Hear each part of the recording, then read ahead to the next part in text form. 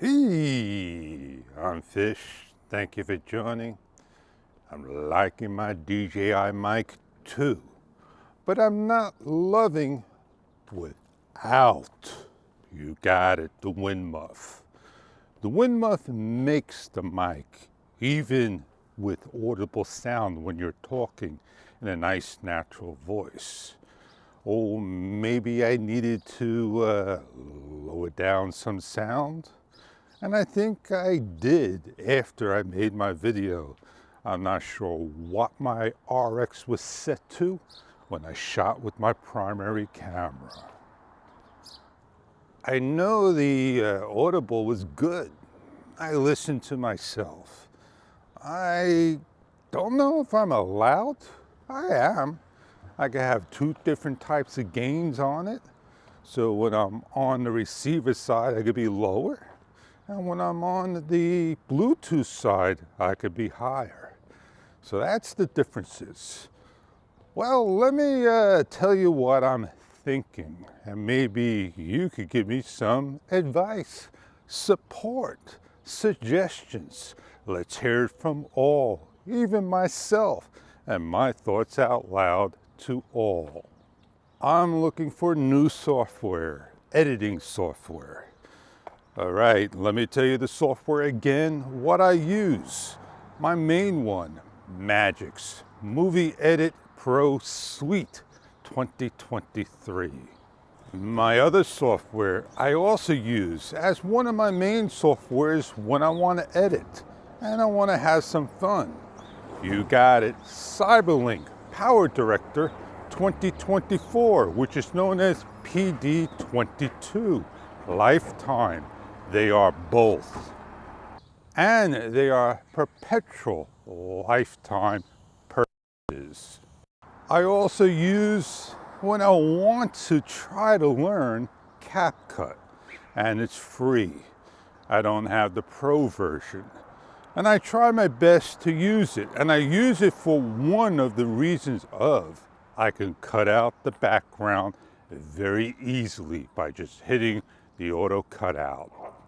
I keep in my back pocket Video Prog, which I thought I wanted to use, but it stays on my PC just for fun. And I don't want to say it as the last but not least, DaVinci Resolve 18 Plus, always updating as well as for free. Also, I have from Cyberlink Screen Recorder. Those are the softwares I have, and I try to use to the best of my knowledge. Sometimes, if it's very complicated, can't get to learn it, I put it to the side. I don't want something that's going to eat my time away. And I don't want something that's going to cause an issue every single time I use it, that I have to just simply use another software. Magix, let me tell you, all I do is the program, I just go to the roots wherever I have put my video. In the program, I just hit the next screen, my videos, my pictures, my camera, and the new folder. I just put the software and everything comes in there. And then when I want to do a transition, I just bring the two video clips in and I just slide it in. And when I split it and I want to take out the middle, it snaps. But it doesn't snap when I drop it to the timeline. I thought it did because of the other softwares that I use. And that's why I love using Magix. It's straightforward, very easy to use and learn, but it doesn't have the social side of things. So if you want to put a title that says, subscribe, click me, it doesn't have anything like that. It has an arrow, very simple and basic arrows. If you're going to do motion tracking, it is very difficult to do. You have to right click, add a photo, or a mask, which you used to have a mask that you find, and then you bring it to the timeline, and both of them got to be there, and then finally it works. It's a little complicated to do. That is just some of the information about that program. With PowerDirector 22 by Cyberlink, oh man, you want to do motion tracking? You just have your video in the timeline. Let me back up. You open up the program, you choose what you want in the shortcuts or new project, and then you gotta import all your videos and photos in, and then you work on it. It is an extra step to do in PowerDirector. But if you want to bring a video in, 2 videos, drag it to do that transition, then you have to hit whatever you want, crossfade, and then it does it for you. It's an extra step. Now, if you want to do motion tracking, right, it's very simple. You bring the video in, you hit edit, you look for motion track, you take the box that's already made and you put it on what you want, and if you want to put a title, text, picture, whatever, you click and you have a blur, and wherever you move, it will automatically blur you. But sometimes the problem with any software, it doesn't solidly lock on. It kind of moves a little. So if I wanted to bring the motion tracking to here and nothing's there, it's gonna just jitter all over the place, and my title or my blur for the address may stay solid. It used to stay solid or more.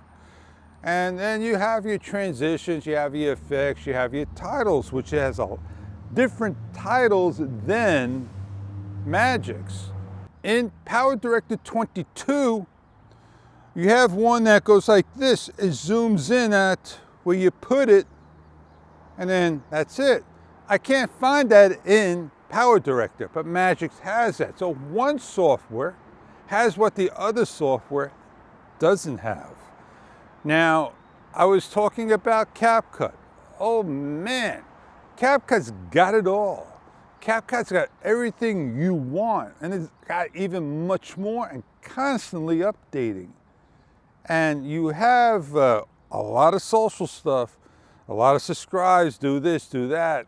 They got decent titles, good stuff, a lot different, right? And I don't want to get greatly into it. You have your video. You could do all your things pretty easy. It's not that difficult to learn. Drop your video, it snaps to the beginning. Drop your next, it snaps. You have this axle preview line that follows you on the preview and your timeline that you can enable, disable. And you can do your motion lapse, very simple with it, easy to follow. And then this has artificial intelligence cutout. So it can always cut you out, but it's not perfect like everything else in life, because some cases it'll be, the mask will be there, or sometimes over here, wherever you got space, it may not perfectly do it. So I learned to not to move around, and you get a good job done. And it's totally free. And that's the main reason why I use that software, so this way I could cut out my background, very easy, blur it, very simple, by composing 2 clips. There's a lot you can do. And all these softwares except Magic's, they got the minimal of tutorials. Every other one has a lot of tutorials online. Now, I talked about another 1 or 2.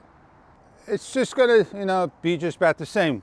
I'll talk about Resolve, because I forgot what of the softwares I mentioned. With Resolve, my problem is that my machine is powerful, just Resolve's not the best in the world for my machine. And Resolve could do the same thing. You could do motion tracking, but you have to do a couple of extra things just to get to it. You got to go in the bottom and click these things, and then you're there. It's just not a single automatic step. It's manual. And I want to try to cut out the manual stuff. Intelligence is taking over. It's just a little bit different name of doing things automatically in software. And they use the words AI today. And AI is just, again, a fancy word of saying to do some automatic things like what Power Director can do when you go to Edit Motion Track and just hit the track. Just name it AI. Have commands that automatically do it. I don't want to get more into detail about Resolve. Resolve is an awesome software. It's a very professional-like software.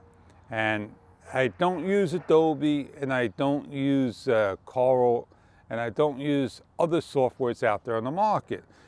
And this leads to now where the software I am looking for.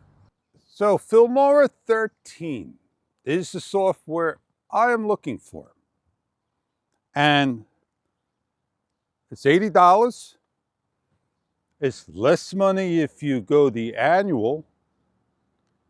And it all depends on what you want to use, lifetime, perpetual, or annual, and you pay less and you get the next version the year later, but you still pay money. So the choice is yours. You pay a little more, and that's it. Or you pay less every year. If you don't want to pay, then you don't get to use the software. They'll lock you out. So I'm not sure, you see videos out there of people complaining because their lifetime went away, and that's been happening many years. So here we are, just saying that I want change. I want something that's got more, easier to use. And I've been looking at the interface, trying it out, and I know I got to put effort into the program. I got to give some oomph and motivation and take a little bit more time than just trying to do something so simple.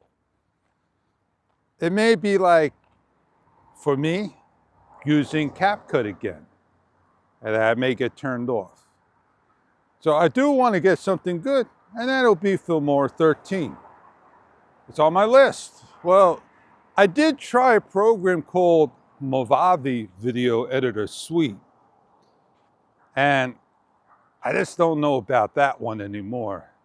Different company, and I thought that would be the software. Well, it turns out they require more than just using the software. And got to read the agreements. And that's what I did. Did my research, and Movavi's not the editor I want to use. I had a nice long talk. I want to see what you say. I hope you understand what I said and came across and shared to you about my thoughts out loud and what I want to get. If I get it, I'm not happy. At least I got it. And I can use it for certain things I want to use it for. And that's the main thing. Got to be happy. Oh yeah, I said a lot, did a lot of talk. Oh, right now, where I'm going and in my video. Might as well say it now. And then complete my video and say, hey, I'm Fish. I catch on many other videos, right? Yeah, a little bit change up is good. Is that not? I've been using the DJI mic lavalier. I'm going to be changing things up. I want to get my mic over here. And I'm not sure if 18 or 20 would do.